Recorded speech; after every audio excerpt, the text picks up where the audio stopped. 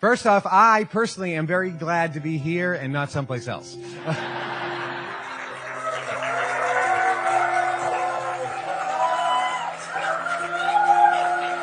Thank you. But just the Reader's Digest version. Basically, where we are in my case, there's two cases. One is a civil contempt case, one is a criminal contempt case. They're both based on the exact same thing. The fact that I held up the weight loss cure book, and by the way, remember, this is about a book. It's about a book. Not oil wells that didn't exist, not a Ponzi scheme, not, murder, not, investment fraud, not, what Bank of America did and Chase Manhattan did with all the fraud going on in the, $13 billion settlements. This is about a book that people bought and enjoyed and liked. It's about a book. So I held up that weight loss cure book on television and said, if you buy the book, you're going to find a way to lose weight that I found to be very easy. The government said, we read the book and we don't think it's easy. And the judge said, I misrepresented the contents of the book when I said the diet was easy. And therefore, everyone who bought the book was ripped off. And they need to get their money back. And I have to give to the court, or to the government, $37 million. And they will then give the money back to everybody who bought the book. So that's what the case is about. That's the civil case. The criminal case is the exact same thing. The only addition is the government said, not only did I misrepresent the contents of the book, I did it on purpose. I did it willfully, knowing that I was ripping everybody off. And in that case, they want to have me incarcerated for 15 to 18 years. So those are the two cases. They brought in some forensic accountants called receivers, and they're looking for the money, and they're going to turn it over to the court. But there isn't any money. There isn't any real estate. There isn't any boats or yachts or fine art. There's no assets. And so the government has gone into the court and said, Your Honor, Mr. Trudeau has been ordered to turn over all of the assets. We can't find any assets. Therefore, he must be not telling us where they are. So you should put him in jail until he tells us where the hidden money is that we can't find. And my defense was, Your Honor, I can't turn over assets that don't exist. If there's a Cayman Island account that you pointed to and said, oh, we found money here, turn it over, and I said no, then you can incarcerate me because I'm being ordered to turn over a specific account, and I'm not doing it, and until I do, turn it over. I could say, well, I don't have control over it and all that stuff, and they have the right to say, no, you do control it, you can control the trustee, and I'm going to incarcerate you until you do, until you order them to do it. That's reasonable. But for them to say, we can't find anything, I'm going to incarcerate you until you break down and tell us where the hidden money is that we can't find, is kind of like saying, I'm going to incarcerate you until you tell us where Jimmy Hoffa is buried. Well, I don't know where Jimmy Hoffa is buried. Can't do that. So just think about if somebody were to ask you, prove that you don't own a boat. Prove you don't own a boat. And you say, well, I don't own a boat. How do I prove that? Well, show us some paperwork. What paperwork? I don't own a boat. There is no paperwork. I've never owned a boat, so what paperwork would I show you? Well, you figure it out. That's pretty much where we're at there. And so on Wednesday, the judge held me in contempt again, and he ordered me incarcerated on the spot to be taken into custody. And my lawyer said, well, he has a fundraising event going on in Washington, D.C. on Monday. Can he, wait until Tuesday to self-surrender and show up? And the judge said, fine. The judge also threw out a little sliver of hope. He says, well, maybe between now and Tuesday, Mr. Trudeau can do something to show me that he's purged himself of this contempt. So the bottom line is tomorrow, when I leave here, when we're done at 5 o'clock, I'm going right to the airport to get on a plane so I can show up in court tomorrow to go to jail. So that's why I have to leave. So tomorrow I'm in court, and I'm fully expecting the judge to have me taken into custody, and I'll be sitting there for days, weeks, months, who knows, because he has unlimited power to keep me there virtually for the rest of my life, until he is convinced He's old now, so that's not too long.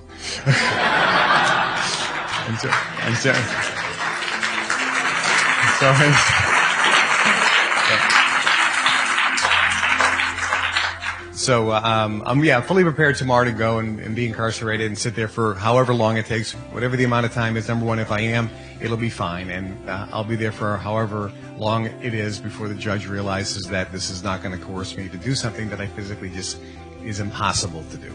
So that's where we are. So let's get to some of the training, shall we? So there's some material here I'm going to give you, and this is just the tip of the iceberg. So I'm going to give you some chunks of data. This is data that is going to be very powerful. You've not heard this before, or if you have, certainly not with the twist or the addition that really makes it different here. And then, if we have time, and hopefully we will, then I'm going to open it up to questions on any of the material presented today, or you can ask questions on any material anywhere. Okay? But if you have questions particularly on the material presented today, that would probably be the best for you. Because when I present the data, I'm presenting it in a way that I think you'll get it. However, everyone may get it or not get it to certain degrees, and therefore you asking questions is very important. You know, when we taught the memory training business, and I was teaching seminars over and over and over again, I'd present the material and I'd say, do you have any questions? And a person would ask a question. You would ask a question. You would ask a question. So then I would make a note of those questions. And the next time I taught the seminar, I incorporated answers to those questions when I presented the material. And then I said, do you have any questions? And I got a different question and a different question. So now I incorporated that, and then when I taught the next memory seminar, I answered those questions when I presented the material. And I said, do you have any questions? And I got another question that was different that wasn't that I've asked before. And then the next time I taught, I incorporated that. And then when I said, do you have any questions? There weren't any questions. Does that make sense? Because there's only so many questions. So this is the first time I'm presenting this material, so any questions you have is going to be very valuable, because as part of the recording, those questions and answers are now part of the material that the next people listen to. And then they may be thinking of some other questions as well. And so that's how we produce the material, so you really get it at that level. Okay, so the first thing we want to talk about is a subject that, if you know how to master this, and this will take 5 minutes to learn, but a lifetime to master, okay? If you can at least get better than you are right now with this, it's going to make everything else work faster and better. When I mean everything else, if you can master this concept, then everything else that you're applying, every other technique, every other method that you're applying to manifest things is going to work faster and easier. Another way to say it, if you master this, what I'm going to share with you right now, or at least get better at it, your ability to manifest things in your life is just going to become much easier. This is a major sticking point. This is a major challenge. This is a major block. This is a bottleneck. This is a key bottleneck. And here's what the subject is. The subject is dealing with stress, worry, or anxiety. Being nervous.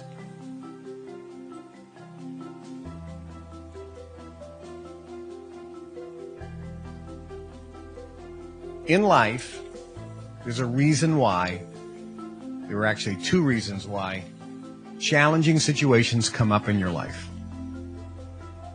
There's only two reasons why. Number one, you've put out a vibration which is being matched by that experience. Example, you're driving down the car, somebody blows through a stop sign and smashes into your car. You're angry, you're frustrated, and you're thinking, why did this happen to me? I wasn't thinking about getting into a car crash. But you are angry and frustrated.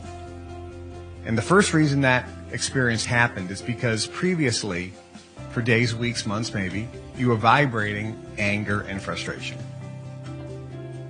And the universe is giving you an experience to create more of that emotion.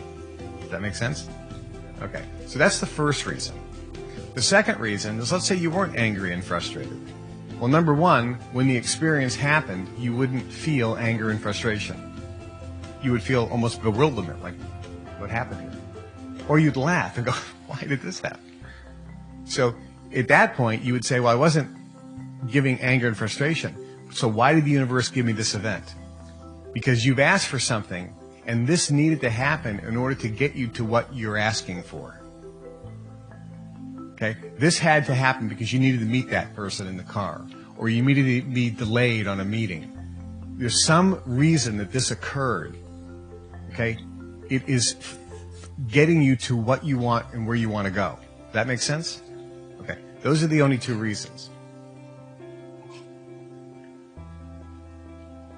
Now, when you're worried about the future or worried about an experience or a situation, or, you're crying because you're going to lose your house, you're crying because you're going to lose your car, you're crying because you're behind on your bills and you feel like you're going to have to file bankruptcy, or you're nervous because you're going to have to show up in court tomorrow and wonder if you're going to be going away to jail for the next 25 years, wearing a horrible shade of orange.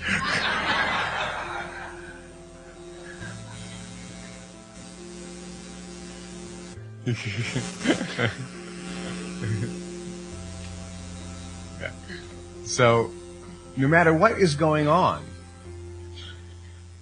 we get nervous and frustrated. And what we generally do is start going, why is this happening to me? And we start feeling bad. We start feeling nervous. We start feeling stressed. We don't sleep. Our stomach gets tied up in knots. We either lose our appetite or we eat like a maniac. We start drinking. We are irritable around people. We become angry because we're frustrated and we're nervous and we're worried and what's going to happen and what's going to happen and how is this going to... Does this make sense? You're feeling, you know what I'm talking about? You understand the experience? Okay. So how do you get rid of that? Okay. And I'll tell you exactly how. And this is not theory. This is from actually applying this in real life. Because I can tell you, if anyone would like to switch with me over the last 3 or 4 months, I mean, you would have been dead of liver cancer by now, probably. I mean, seriously, when stress comes in at such a high level, I mean, agencies from the government, I mean, all the things that are going on, you can just imagine the amount of massive stress you'd be going through. Okay? And that's going to manifest in the body. It happens all the time. A recent scenario was Joe Paterno, very healthy guy, coach of the Penn State football team.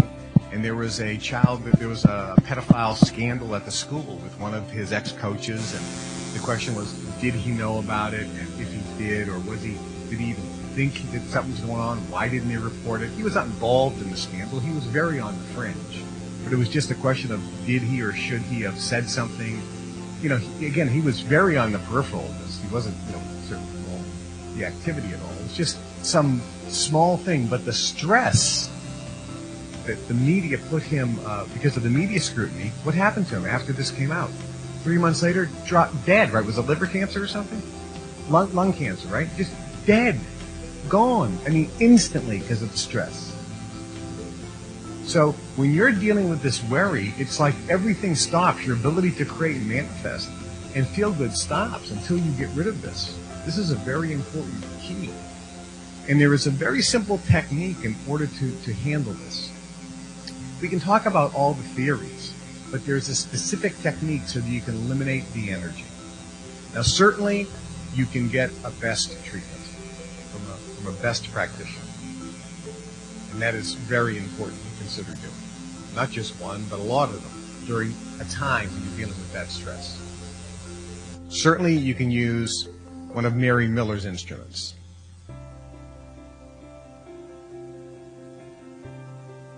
Very effective at helping reduce the stress. Next, you can do a Callahan technique.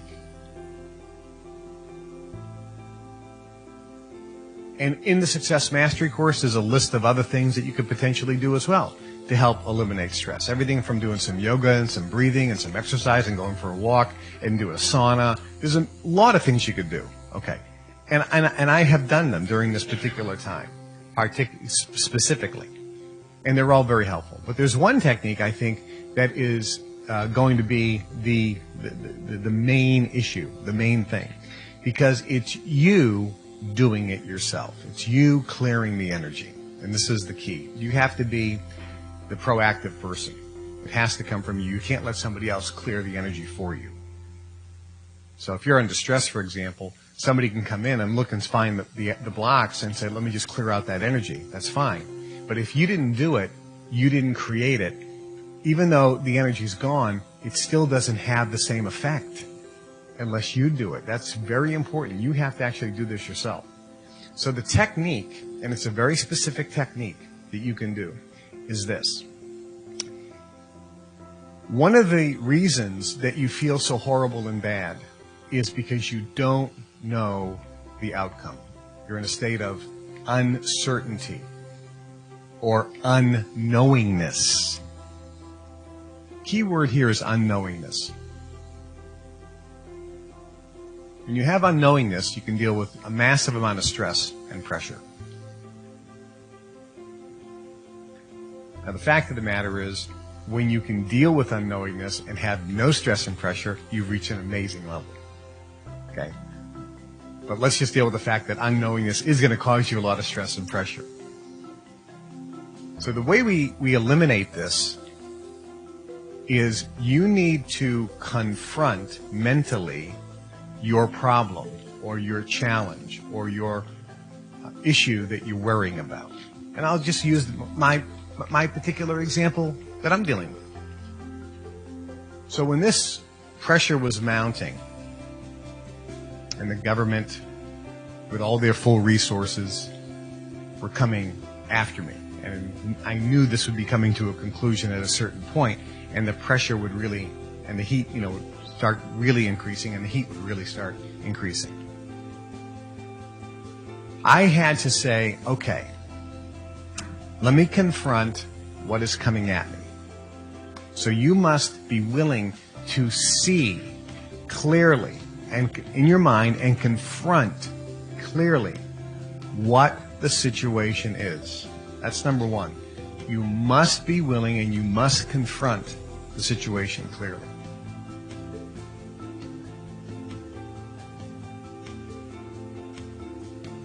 And this is important because most people aren't willing to confront.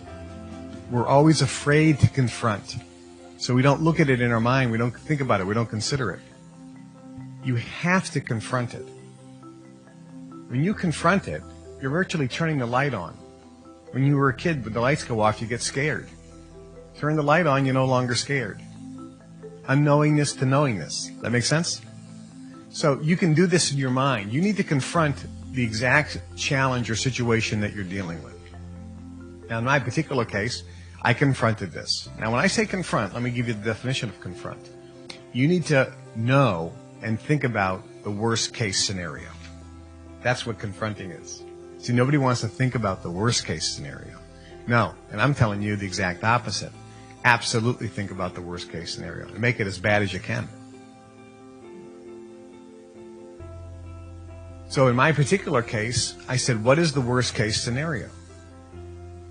So the worst case scenario is the government is going to take every single thing that is in my world or existence. I'm going to be left with only 2 suitcases and some clothes. Nothing else. Nothing. 0. I will have only 2 suitcases and clothes in the suitcases. I will have no place to live, no car, no job. I will have no money, no bank accounts, and no credit cards. They will be taken away. I will have nothing in my pocket. I will have no food. I will have 2 suitcases. I will be on a sidewalk thinking, where do I go from here? I have no credit cards. I have no food. I have 2 suitcases, and I have some clothes in my suitcase. Everything else is 100% gone. Everything taken away. All companies, houses, apartments, furnishings, you name it. I don't have a pillow. Everything's gone. No sheets, gone.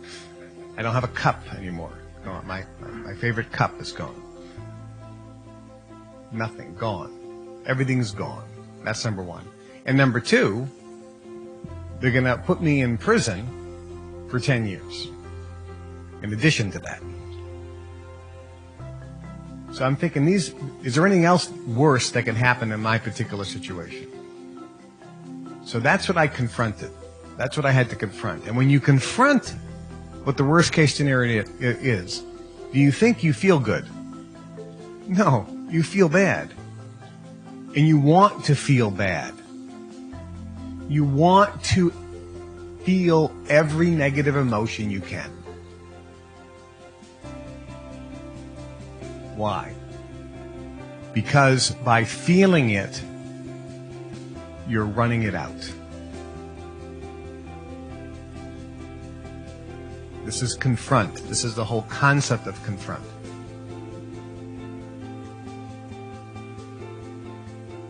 That process could take a minute or two. It's not going to take 10 minutes. It's not going to take that long. It's really just going to take a short couple minutes. Then what do you do? That's really the first step. Then what do? You can wait 10 minutes, a half an hour, and then do it again. And try to feel even worse than you did the first time. And think of every worst case scenario. Think of how bad it's going to be. Think of how, like in my particular situation, I try to create things in my head. So I thought, what are people going to say? What's the media going to say? Am I going to feel embarrassed, ashamed? Am I going to feel like a failure? Am I going to let people down? Are people going to be mad at me because this happened to me? Are people going to wonder about the whole ability to manifest if this is happening to me? How could it happen to him? It's like the natural health guy has cancer, right? That wouldn't make a lot of sense. So how could this stuff really work if this is happening to him? Of course, to digress, we know when I just explained to you why the two things happen, it's bringing you to the right road. Okay, but those are questions that may come up from people who are not as educated and they don't understand the process. But you have to go through a wall of fire sometimes in order to get to the other side, to the promised land. So all these things, what's it going to be like if I'm in prison for 10 years? Is it going to be scary? Am I going to be, is it going to be a problem there?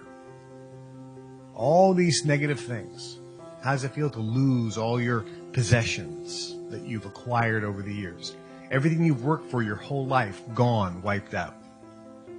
So you try to feel, and this is again from real life experience, and I can guarantee you, if you're thinking about what I've gone through just for a second, and now flip to the challenges that you're going through, it's going to be hard for you to feel bad when you think of your challenges.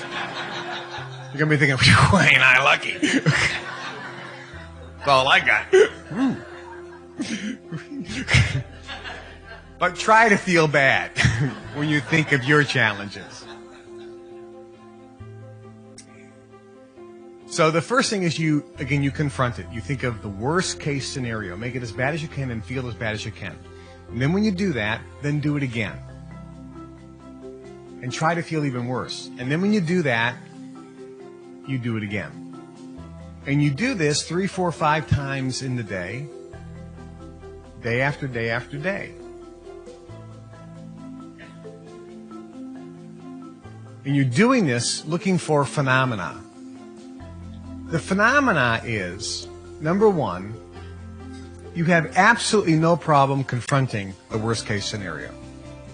It doesn't scare you to even think about it. Oh, I don't want to think about it because it makes me feel bad.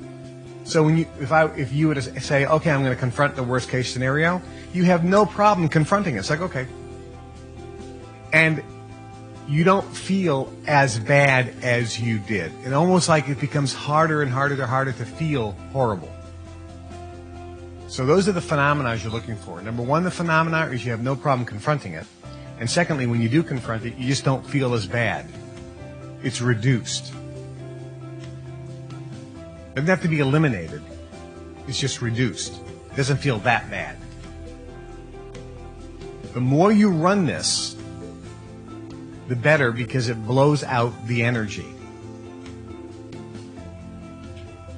And remember, when you're feeling good, that's when you can create.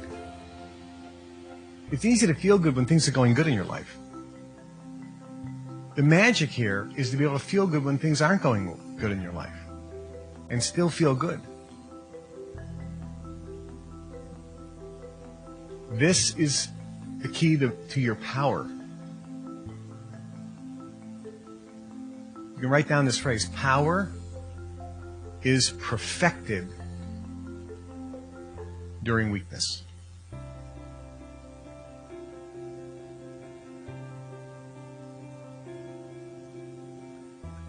Power is perfected during weakness.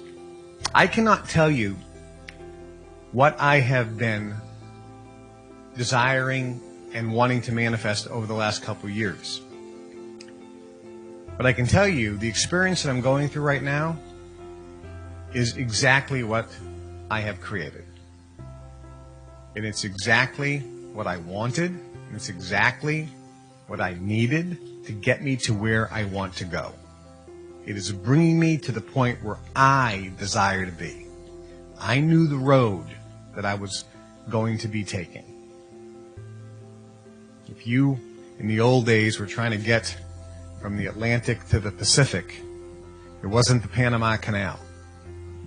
You had to go through the Straits of Magellan, I think it is, down there in South America, where it's incredibly treacherous, the rocks and the storms and the weather and shipwrecks. It is a dangerous journey, but it's the way to get to the Pacific. It's the way there.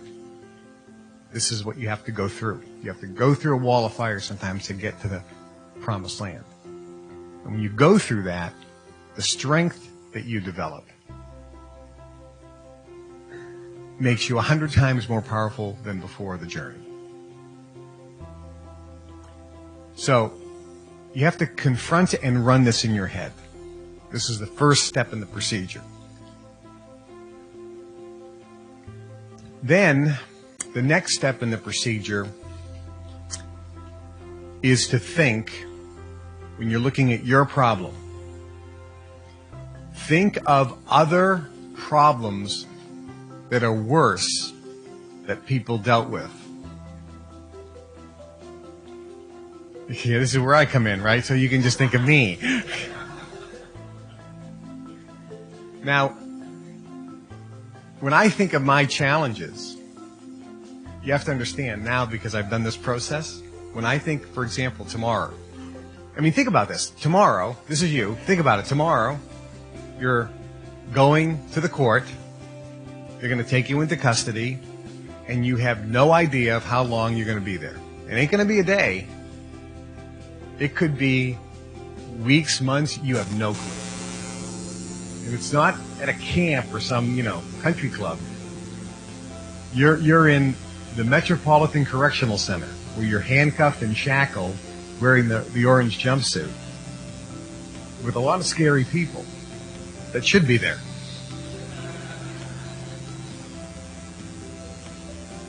So think about that, and how would you feel? Now, let me explain.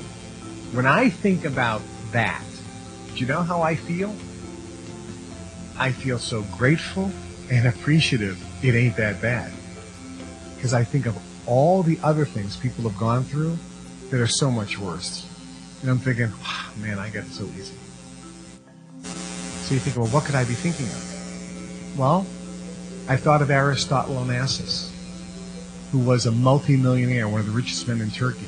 And when the World War happened and they came in, they took him out of his house, beat him, took his house, his companies, his possessions, everything. He didn't even have a suitcase.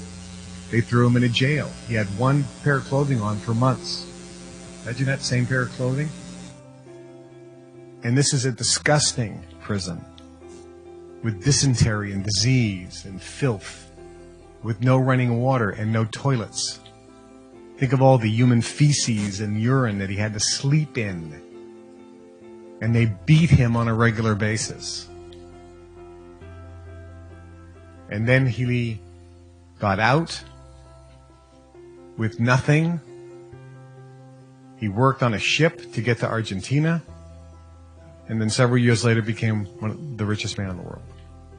So think about what people have gone through. Think about the people in the wars that had businesses and homes destroyed by bombings, or lost loved ones, or lost limbs.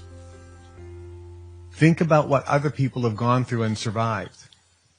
There's a show on television called $1 Million Listings, Los Angeles, and it has a couple realtors who show these homes. It's a reality show. It's kind of scripted, but it's a reality show. But one thing that's true in there is one of the realtors, his grandmother, is either in her 80s or 90s. But she survived the Holocaust. And she had to kill 2 Nazis in her life with her bare hands to survive. And she went to Amsterdam and was talking to her grandson about the fact that she was here living on the streets and sleeping on the sidewalks and the streets with no food. And she thought, if I could only find a crusty piece of bread, anything on the street, I would eat it.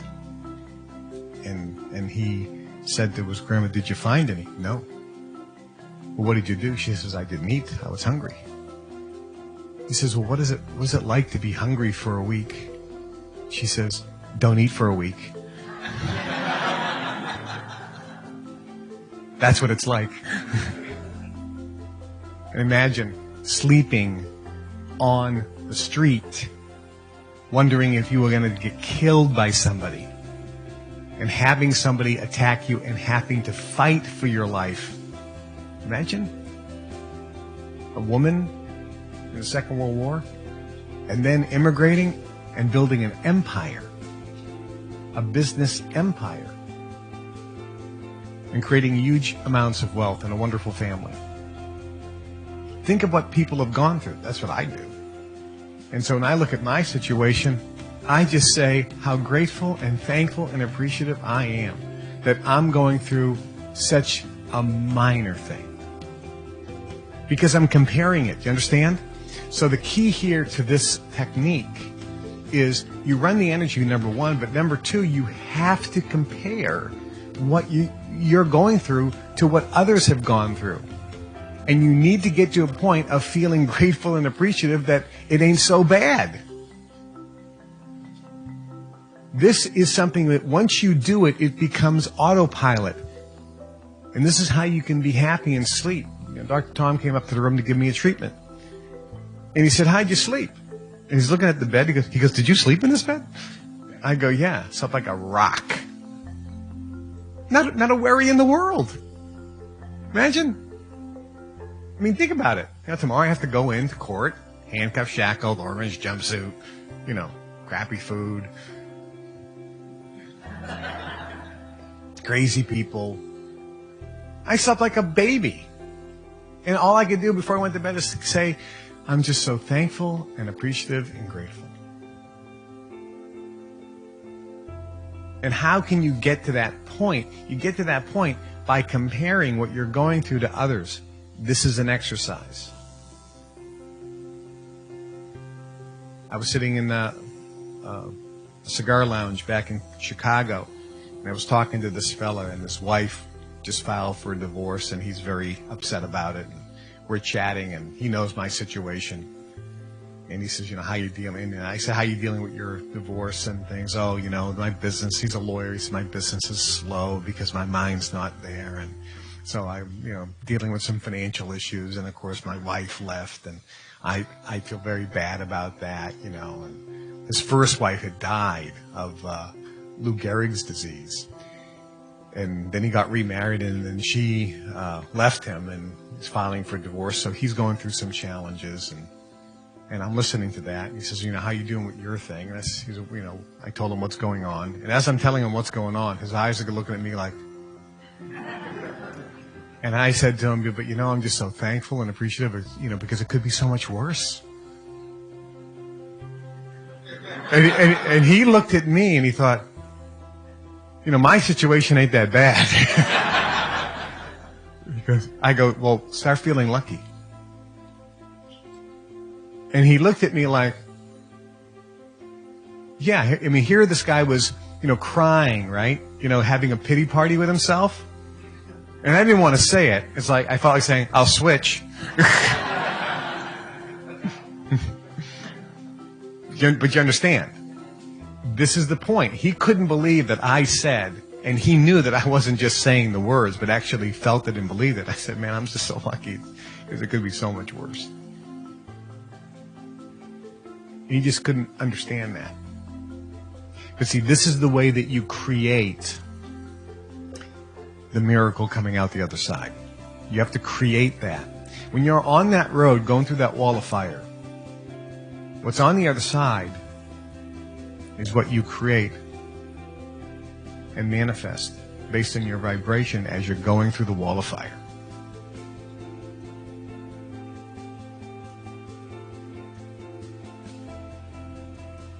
This is probably one of the most important concepts you've heard, and you've never heard it before. When you're going through that wall of fire, what's on the other side is what you create by your vibrations while you're going through the wall of fire. So,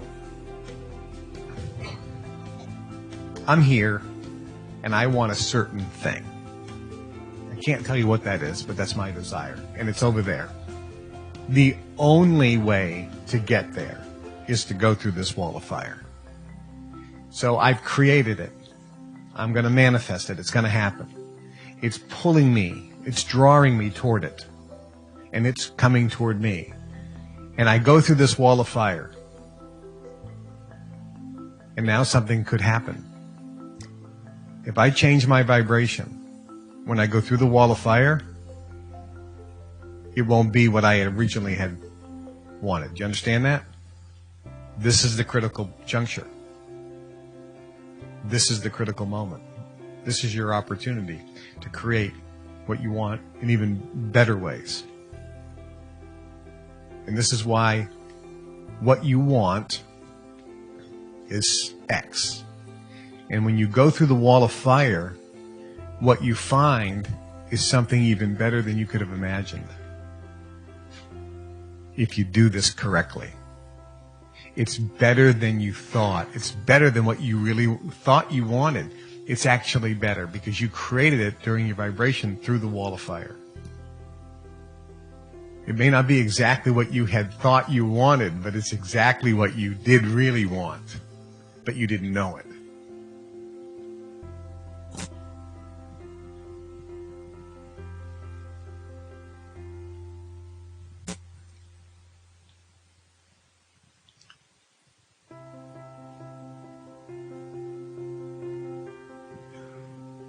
So this technique of confronting and running the energy out, and then comparing it, your situation, to people that have had worse, so that you can get into a feeling of gratefulness and appreciative and thankfulness in your situation. This is how you can deal with your challenge.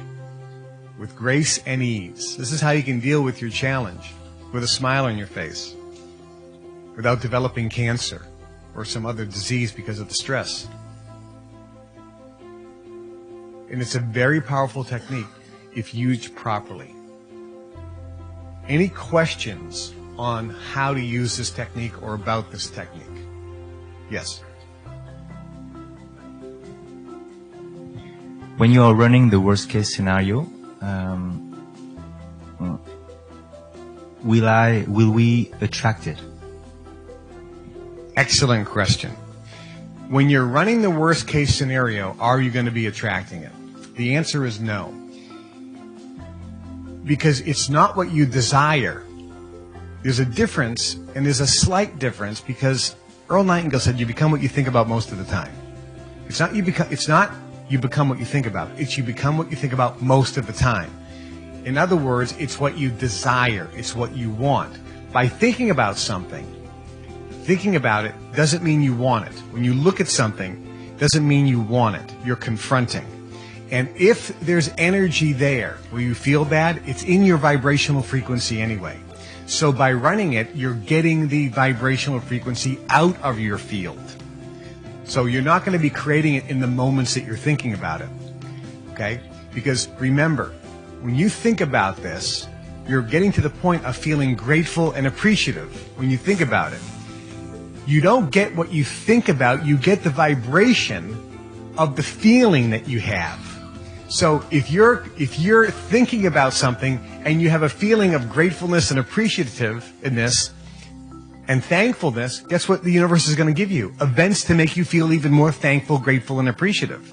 It's just not a car crash, right? So you're going to start getting even more of the wonderful things by running the incident or the future possibility. Excellent question. Yes. Thank you. Does it help or make it more or less powerful to write these scenarios and the thoughts, like journaling? Great question. What about writing it down and journaling? Absolutely. Some people can just think about it and visualize it in their head. Other people, they just get a better a sense, or they can experience this better by writing it out. Okay? Yes. One thing I would suggest, however, is when you write it out on a piece of paper, this worst case scenario, and experience the feelings, after you run it, take the paper, crumple it up, and just throw it away. Because then we do it again. Because you want to have that thing of putting it aside. Okay? Is there any way, with all of us manifesting for you, to surround you with our energy and love? We can manifest things in our own life. We can't manifest something in somebody else's life. Okay? But all we can do is influence another person's thoughts with energy. And we've talked about this a lot through the training. So, for example, if I'm dealing with a judge, as an example, I can't make him do anything, but I can certainly try to influence his thoughts with energy. You can influence or attempt to influence. It's like a whisper. So sending energy. Okay? You can also create in your mind your vision of the future of what you'd like to see. And if, for example, I'm included in that in some fashion, okay, that, it has an effect because it affects all the other elements, all the other variables. So it's certainly, for years, people prayed if somebody was sick or prayed if somebody was going through a hard time. And that is thought vibration toward that person. And that is very effective because it'll not only help their ability to get the right vibration, which is the main thing it does, is it helps them to get more power to vibrate properly. You with me? Which creates it for them. So when you're throwing, if I'm praying for somebody or if I'm throwing energy to help somebody, I'm really just helping you think in the right way to create it, rather than my energy creating it. So, yeah, and anything you all want to do, of course, is wonderful, and I would certainly appreciate that. Okay. Now, there's another point that goes along with this, and this is an underlying theme, and I'm going to talk about today kind of how really bad people manifest an amazing amount of stuff in their life. Okay. So I'm going to talk about that, and this what you'll understand when I explain this. So what I just talked about, of getting to this point of being grateful and thankful and appreciative no matter what the situation is and how terrible it may appear, because it really never is. There's something that if you can come to a belief on or an understanding, at least starting with an understanding, 5 minutes to learn, a lifetime to master, because this is a tough one. But when you really get this, it's going to make your life so much easier. And surprisingly enough, a lot of wealthy people have this. They have this. A lot of them don't. They have the exact opposite, which I'm going to talk about. But because there's two ways you can manifest things in your life. One way will give you happiness and good health and peace, and the other way will give you a lot of material things, but generally not good health and not feeling good, you know, still being frustrated and stressed and so forth. You may have a lot of stuff, but you don't have the feelings that you really want anyway. And I'm going to talk about both of these methods. But here's the concept. And it comes from a philosopher. And it was popularized years ago by an amazing philosopher. Some of you may have not heard of this person. Some of you may have. Janis Joplin.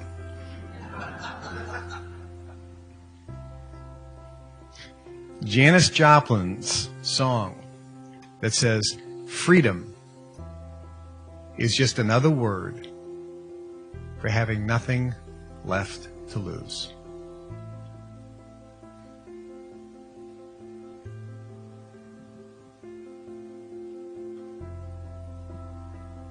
When you have nothing left to lose,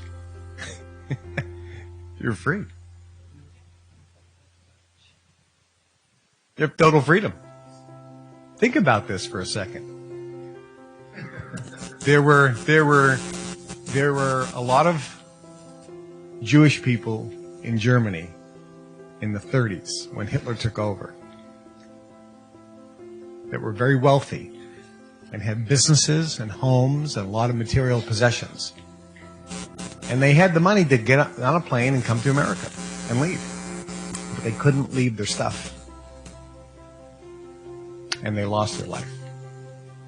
They went to the gas chamber. They went to the ovens. Because they couldn't give up their stuff. They weren't free. They were not free. Because they were attached like a shackle in chains to their stuff. They couldn't leave their stuff. And some of the poor people who had nothing, they got out of Dodge as soon as they could. It was like, no problem. Let's get out of it. We got nothing here. Let's get out of town. So think about that. Freedom. Freedom. You know, there's basically, we'll call it spiritual freedom, and we're going to call it physical freedom. Your physical body may be in a jail cell, and your physical body is not free. But your mind is free to be anywhere you want. And this is what people don't grasp. Think about this. You're on a tropical island. Ooh, yeah, tropical island. Perfect weather. You're on the beach in a hammock. And you're lying in the hammock and you're feeling the beautiful breeze and the warmth, and if you're in the shade so you don't have to worry about getting a sunburn, and you're hearing the gentle roll of the water and some of the birds, and you're on this hammock and you're thinking, I'm free. And you get tons of money in the bank, all your bills are paid, you're now retired. And you're free. You're free. You can do whatever you want. You're right there, right? Perfect. Now, let's say that you were in a jail cell and you lie down on your bunk and close your eyes. Couldn't you go right back to that tropical island? You're free to go anywhere you want. Spiritually, you can go anywhere you want. Your body can't move. It's stuck. But you are free if you choose to be free, because you can go anywhere you want in your mind. The imagination is so powerful that the body doesn't know the difference between what's real and what's imagined. And whether you're physically there or not, you can still be anywhere you want in the world and experience anything you want in the world if you understand you're free. And when you understand that concept, you will get more of the things you want anyway. This is the point. This is the dichotomy. This is the mystery. It's like when you don't care about things, you just get more of them. But you have to be willing to give it up. You can't be attached to it. If you're not willing to give it up, you're not free.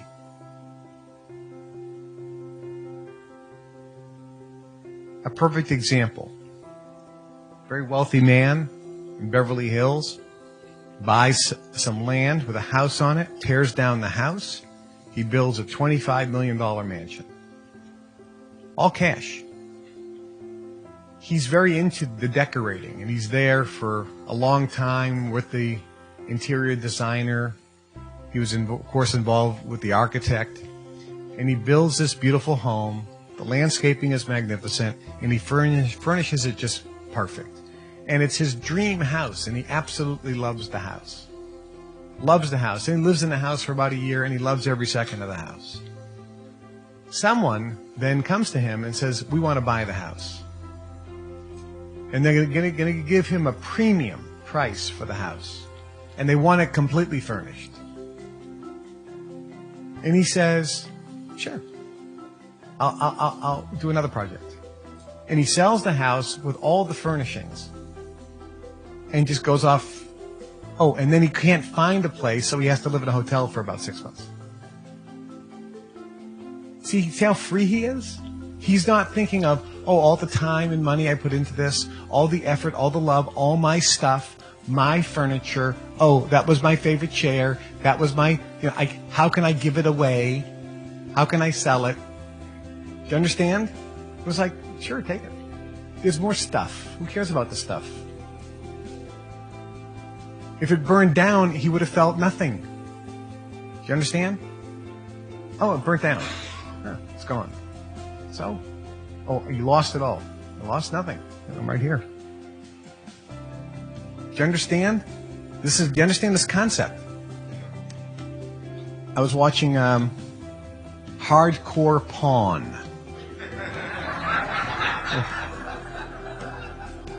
Which is the competing show to Pawn Stars.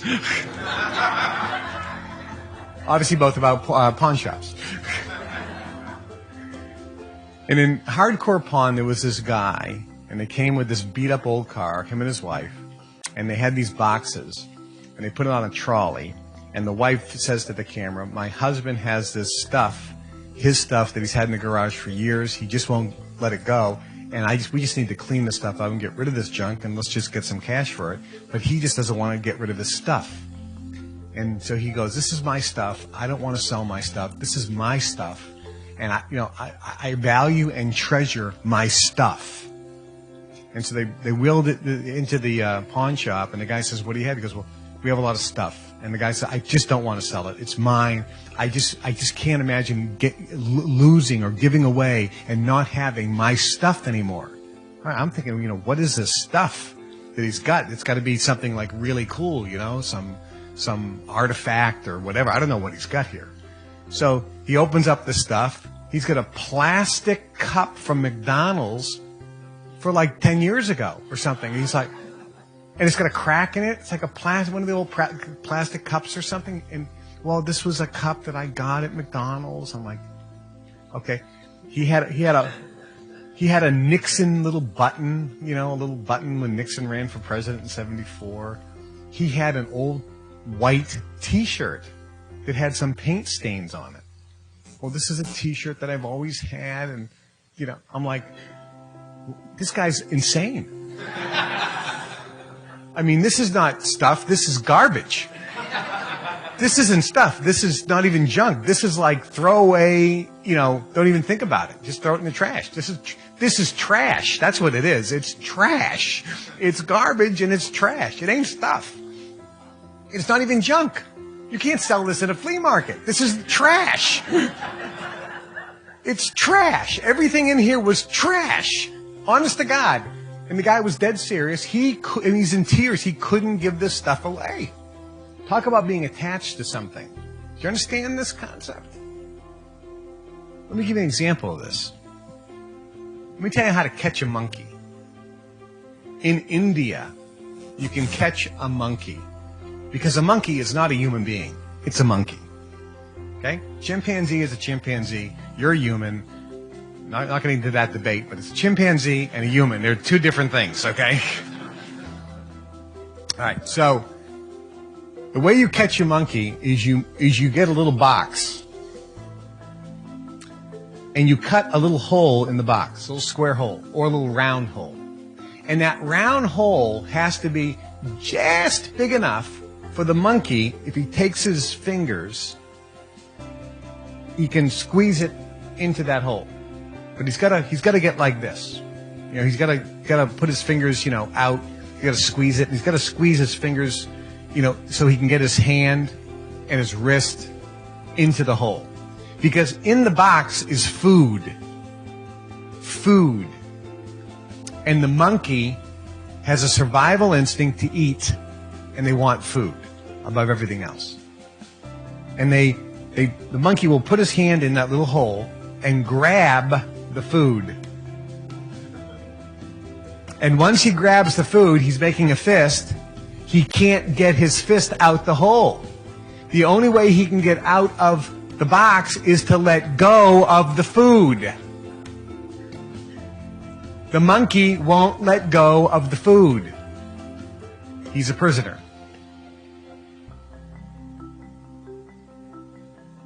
Does this make sense? How many of you are prisoners or have been in the past at some time? We all have. We all wanted to hold on to something so tight and not let go that it kept us a prisoner. See, the more free you are internally, number one, the happier you're going to be, the better health you're going to have, and the more you're going to be able to manifest. Does this make sense?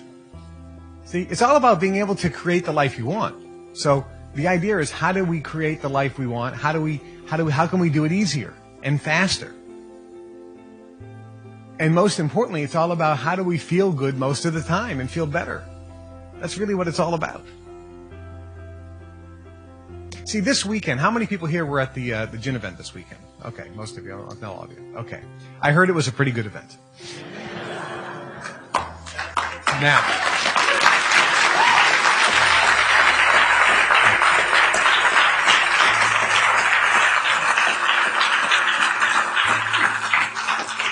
before this event, I also heard that there was a lot of anxious people. A lot of people wondering about what's going to happen with the club. Wondering and worrying about and fretting about and talking about all the potential negative scenarios that could happen. And some of the negative things that have happened.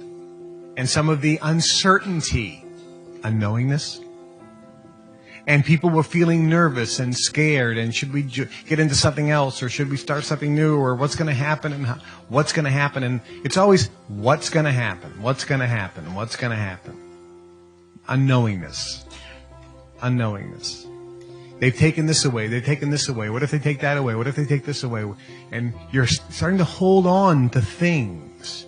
And you went to this event and you realized something. It isn't about the stuff, it isn't about who's running the show back in Chicago, or if the receivers are in charge, or even about the future. This is an event we're in this moment in time, and we're with each other. And an experience occurred, I think, that was magical and wonderful and needed to occur, and I was so pleased that it occurred, is that you realize that the club is you. It's not the corporate structure, it's not who runs it. The club is you. Sure, the basic training, I think the Success Mastery course is the foundation which created and does create the thought process so that you are who you are, but that is not going away. But the club is you. Remember the movie When the Grinch Stole Christmas? Because the Grinch thought that Christmas was about the Christmas tree and the candy canes and the presents and the food. And the Grinch said, I'm going to steal Christmas. So he stole the Christmas trees and the wreaths and the lights, and he stole the Christmas presents, and he stole the food and the candy canes, and he stole all the stuff. And when the people woke up, there was no stuff. But they were still there as people. And Christmas was about them sharing with each other. It didn't make a difference the stuff you had, or if there was presents or not. It was about, did we have each other? And the Grinch was like, I missed the point. I missed the point. And this is a magical place that we have to get to. And it's really interesting because we have this paradox. We want stuff. I want a car. I want a nice car. I really do. I want to be able to travel first class. I really do. I want to be able to, go to a nice restaurant and have a meal and be able to pay for it. I do. I want some money. I do. I do. And there's nothing wrong with having it. Absolutely nothing wrong. The paradox is you can create more of it while still being incredibly happy if you're not attached to it. Now, there is another way, and I'm going to share with you some of the other side of how stuff is manifested so you can see the difference. And when I do this,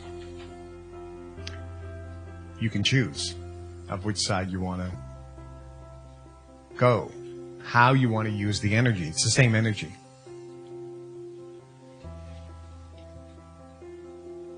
Because it's very interesting. You can go down two different roads. It's exactly the same energy.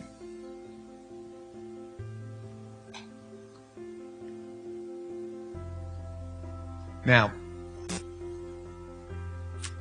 let me talk about another concept.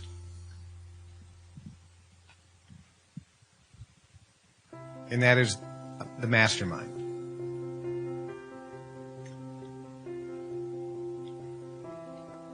In order for you to achieve anything in life, happiness, material things, you must be part of a mastermind or plug into a mastermind, as defined by Napoleon Hill. And I want to define this and add an element that very few people get, even though it's clearly in Napoleon Hill's book. And I've had people read this chapter and explain to me what they've read, and I've never had one person ever explain it, even though it's right there. It's like they just miss it. So there's two parts about a mastermind I want to talk about. First off, exactly what is a mastermind? A mastermind is not a board meeting. It's not a group of people sitting around a boardroom to discuss business topics and work on specifically, mentally, how to solve your business problem or make your business work better. That's not a mastermind. And that's what most people think a mastermind is. They're going to get a whole bunch of people together and say, listen, I want you to be part of my mastermind. Okay. And why should I be part of your mastermind? Because I need you to help me make my dreams come true and become a multimillionaire. Oh, sure. Okay. And do I get paid for this service or you? No. But I want you to become a part of my mastermind. Right? That's what people do. I'm creating a mastermind. I want you to become a part of my mastermind. Do you understand? So the first problem is how you create it. You're creating it out of a greedy sense of I want, and I want you to help me get what I want, which is not correct. And it's not a meeting where they're going to help you achieve some material thing, even though that's the end result. But that should not be the desire. The mastermind is when you are with other like-minded people, genuinely interested in each other, wanting each other to succeed even more and make their dreams come true. So a true mastermind is a group of people that get together and we all really desire that each other person in this group achieve their dreams. So I am giving positive energy to all the people in the group because I am there because I want their dreams to come true. Not I'm part of this group because I want you all to make my dreams come true. See the difference? So this is the idea of the mastermind. This is the key concept of making it a reality. When you have that in mind, it's a little different, isn't it? It isn't now it's a board meeting where you're all given input on how I can make my business or myself succeed. It's a completely different way of operating. Because we may be talking back and forth about you. Frank may have a situation, and Bob may have a situation, and I may have one, and we're all kind of working together here to kind of help each other, right? So it's different. That's number one.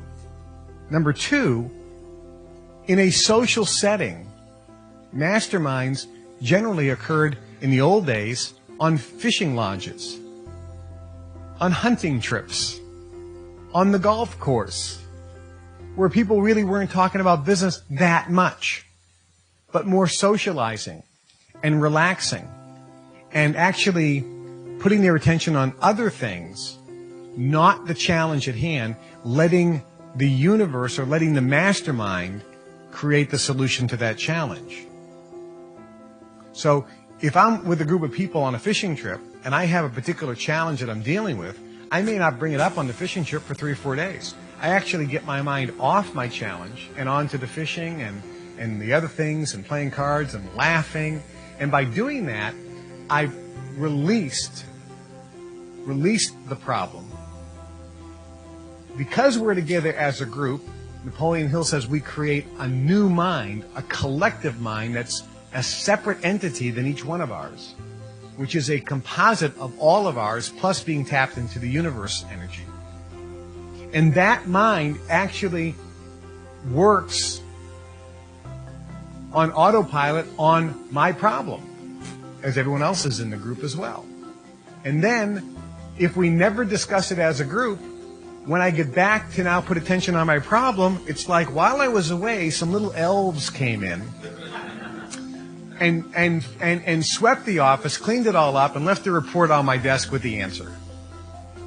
And when I go back to my mind, now I put my attention on it, it's like, there's the answer. Created by the mastermind. Does this make sense? And there's another element, and this is the key element that's not discussed when people talk about mastermind, but it is in the book. Your mastermind, and by the way, it's actually called, in Napoleon Hill's book, a council. A council or a mastermind does not have to be in person with people. It can be in your mind with people. And it can be in your mind with people who are no longer living. It's right in the book. It's what the most successful people on the planet still do today.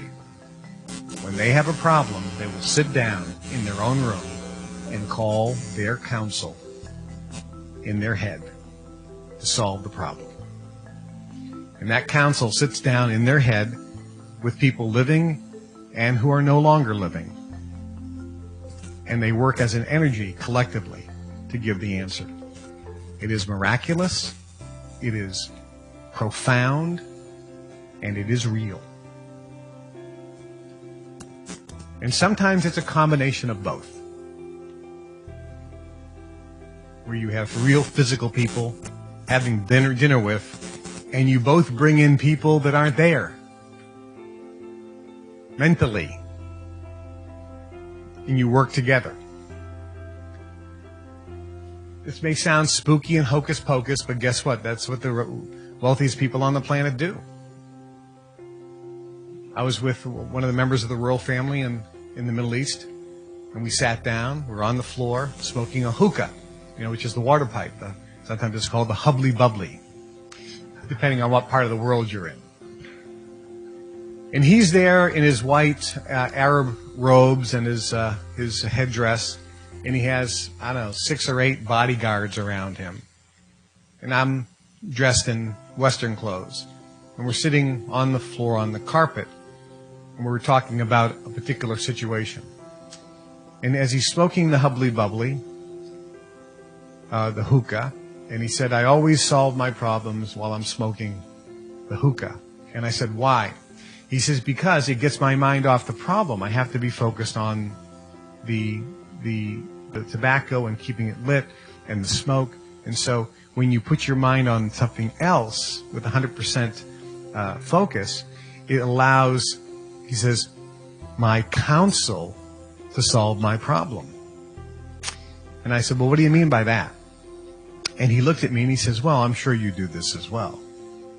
He says, my ancestors who are no longer here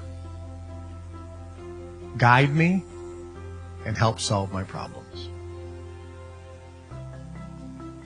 And in that part of the region, you deal with ancestry. Your great uncles and past kings. And his particular counsel was all of the kings and the royalty in his lineage. All the rulers, the wise rulers that had passed on. So creating this mental mastermind, either singularly or with other real people, is a missing element that people do not do. And again, it's surprising because it's right in Napoleon Hill's book. You have to read a little bit between the lines, but it's clearly there. It's not a mystery. But when most people read it, they just read over it.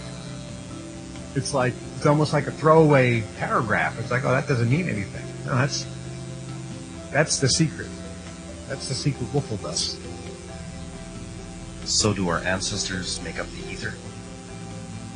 Good question. Do our ancestors make up the ether? The ether, when you talk about the ether, or we'll call it the collective consciousness, or you can call it the field, there's a lot of different words you can use.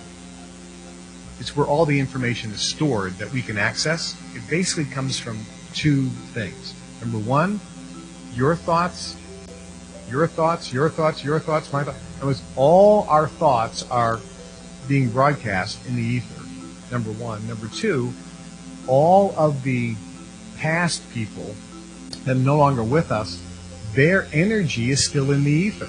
It's still there. Then you also add the intelligence from living and non-living things. Quartz, for example, we know resonates, but everything resonates. And so that's information and knowledge as well. And there are a couple other things as well. And so that's kind of the intelligence that we can plug into. How do you balance having a magnificent obsession and thinking about something all the time with what you just said about releasing the problem and not thinking about it? Hold on to that question, because I'm getting to this, and this is a great question because it is the balance. It's like I have a magnificent obsession and I want something. So how do we balance that with, having no desire for anything, and it's really not having a desire. That's not the issue.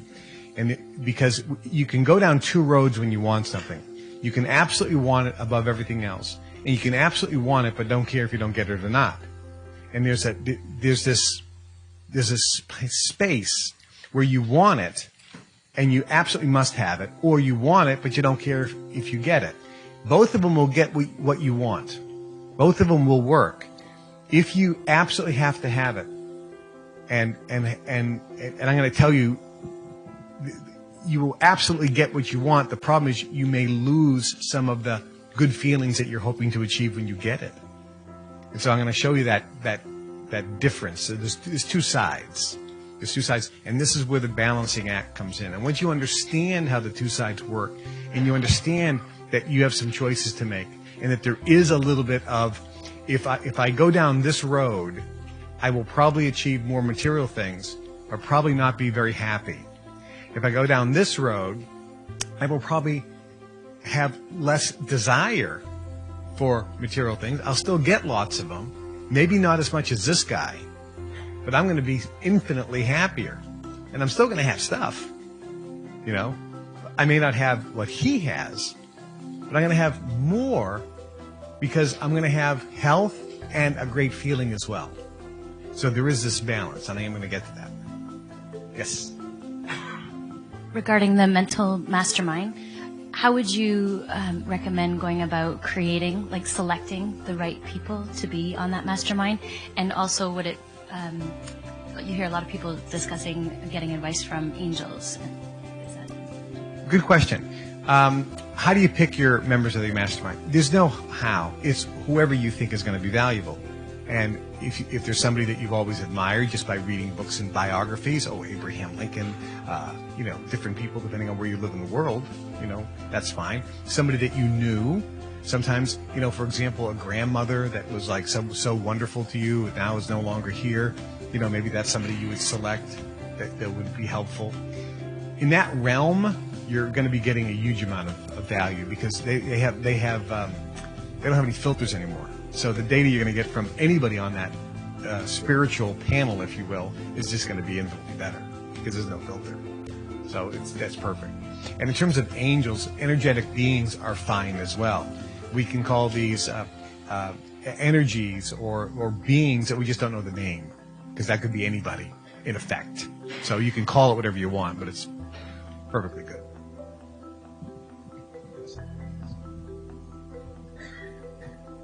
I've got a question about the council.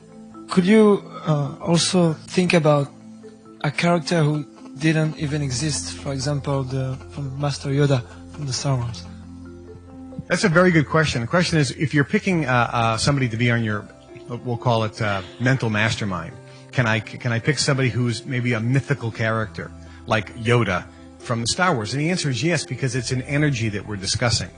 And that energy would be if you pick that person in your mind, then the energy that is reflective of who that person is in that spiritual realm is going to come in its place, if you will, and give you the answer. So what you're actually creating is you're in effect saying, somebody with these characteristics, I want to be on my mental mastermind. Okay, I'm going to put him in this form in my head. I'm going to call him Yoda, but the energy could be a conglomerate as well.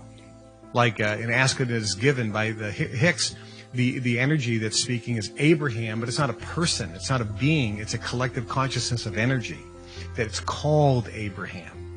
And so that's a real being or beings or energy. There's a lot of ways to describe it, but it's a collective amount of energy. Thanks. I got two questions.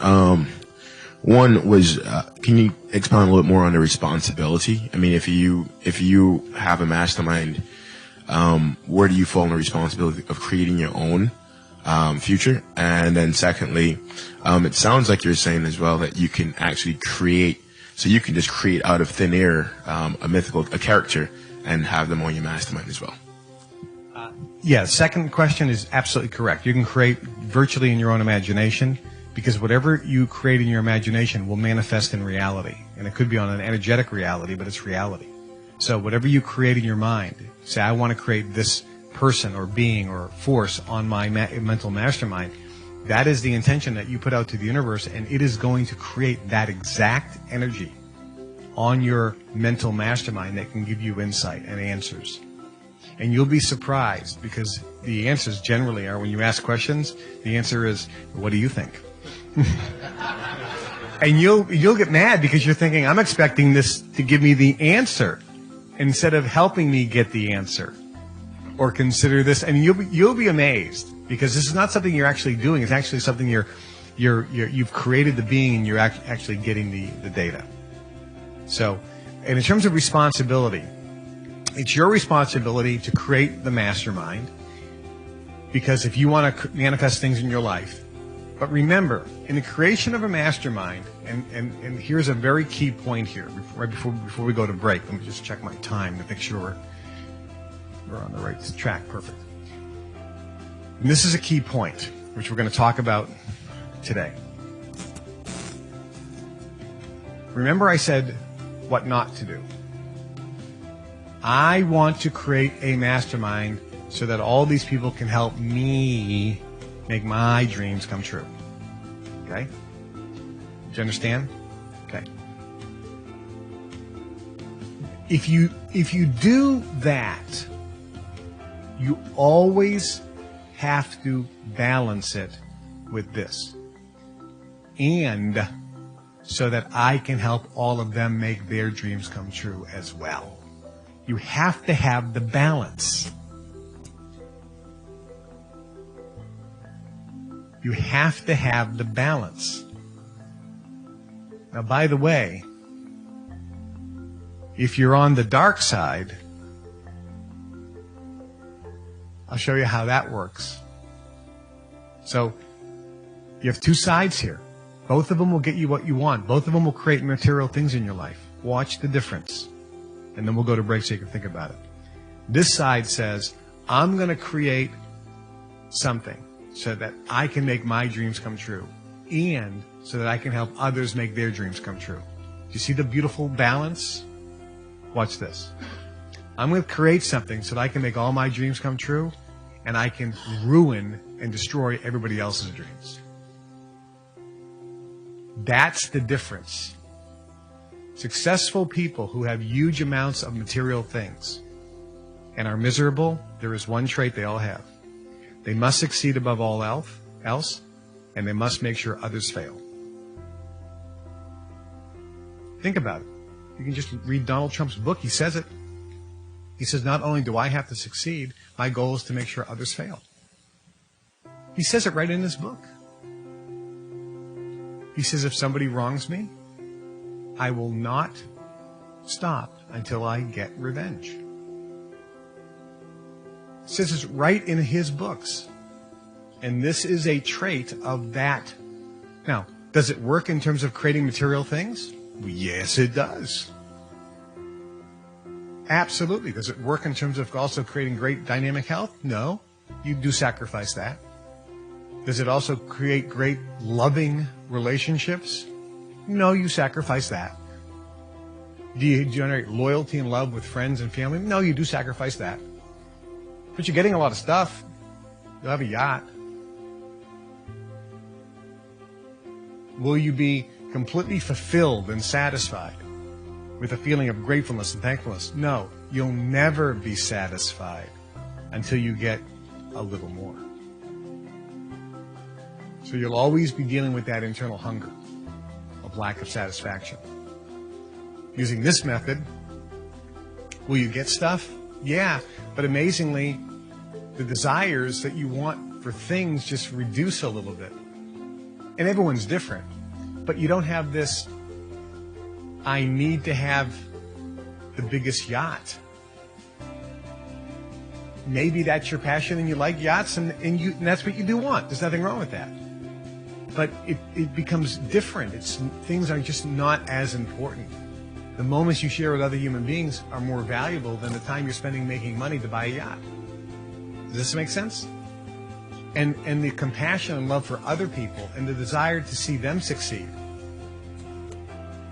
as well as yourself, becomes just as fulfilling when you see a friend and you celebrate their success. Having a celebratory dinner with a friend who succeeded is so fulfilling for you. Almost more so than if, when you achieve your something you want. Does that make sense? The old saying is it's more blessed to give than to receive, right? What does it mean? It means you're actually going to have greater feelings of wonder and passion. Let's take a 15-minute break.